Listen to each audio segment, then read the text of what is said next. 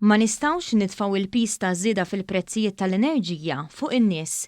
Dan sostnieh il-Prim Ministru Robert Abela f'intervista fuq One Radio is-Sibt filgħodu.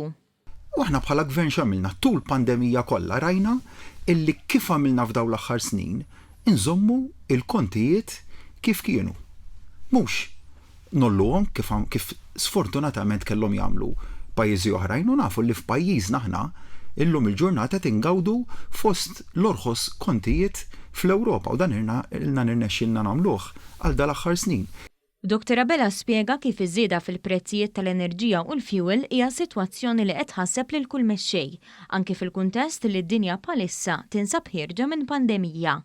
Spjega li quddiem il-Kunsill Ewropew ħafna li snu dawn il-ħsibijiet u issa qed jippermettu li l-istati kollha jagħtu l-għajnuna neċessarja biex jassistu liċ-ċittadini skont realtajiet tal-istati differenti. Dr. Abela sostna li wħud mill-pajjiżi qed jagħmlu tajjeb għaż-żieda fil-prezzijiet tal-fuel billi jmorru lura għal sorsi perikolużi bħal enerġija nukleari jew sorsi li jniġsu ħafna. Qed jirnexxielhom b'xi mod iżommu l-kontijiet milli jitilgħu b'mod sproporzjonat, xorta qed jitilgħu, imma qed b'xi mod jirnexxielhom billi jutilizzaw persentaġġ għoli tal-ġenerazzjoni tal-enerġija mill-faħam.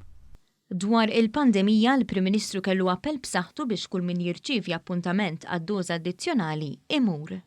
M'hemmx dubju li l-vaċċin huwa s-soluzzjoni. U x'qegħdin naraw qed naraw f'dak il-pajjiżi fejn għandek jew uptake baxx tal-vaċċin. U għandek realtà anke fil-pajjiżi ta' madwarna fl-Unjoni Ewropea.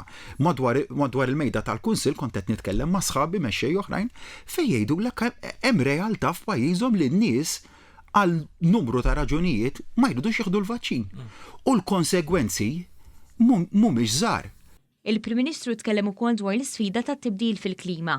Spjega kif il-ġimgħa d-dieħla il-mexxija ta' diversi stati madwar id-dinja se jiltaqgħu fi Glasgow għas-summit COP26. Għaliex għall-pandemija għandna il-vaċċin.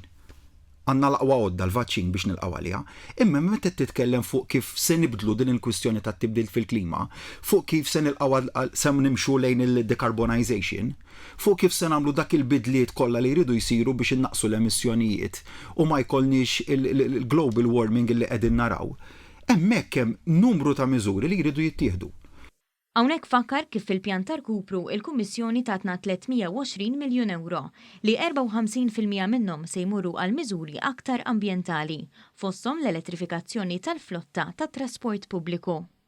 Fakkar ukoll kif fil-budget tas-sena d-dieħla il-Gvern ma tefax il-pis fuq iċ-ċittadini iżda inċentiva lin-nies botja ta' 12,000 euro għal kull karozza elettrika li jixtru.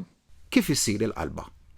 Tista' tagħmilha b'żewġ modi, jew billi tixħet il-pis tagħha fuq in-nies, billi ma tagħtix alternattiva lin-nies ħlief li jkollhom jaqilbu.